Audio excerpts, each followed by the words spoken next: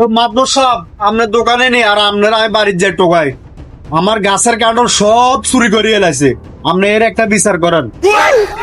আর এলাকার ভিতর চুরি করছে, এতরে ধরিয়েন 100 ব্যাগ দিমু, এতরে 100 ব্যাগ দিমু, কানে ধরামু 200 বার। যা ধরলেন যা, পড়া ভিতরে আর এলাকার মধ্যে কোনো চুরি ডাকাতি করতো না। মাতবর সাহেব সত্য আপনার ঘরের আর কারে ধরতাম। উমা কিয়া কথাবার্তা কস, আর ঘরের মানে কে? আরে মেয়ে সরকে মানি আপনার ভাই মেয়ে, আপনার ভাই বসির কে মেয়ে।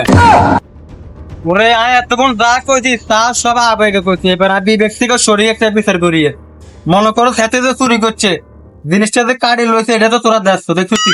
না আমরা কান্ডল কাটতে দেন না মাতবর সাহেব, কান্ডলটা লই দৌড় দিতে দেখছি। আর বিবেকে যেটা কয় হাতে যেহেতু কাঁড়াল কাটছে তোরা দেখছ, আয়ের জন্য সারা বাংলাদেশের কোনো মানুষ দেয় না।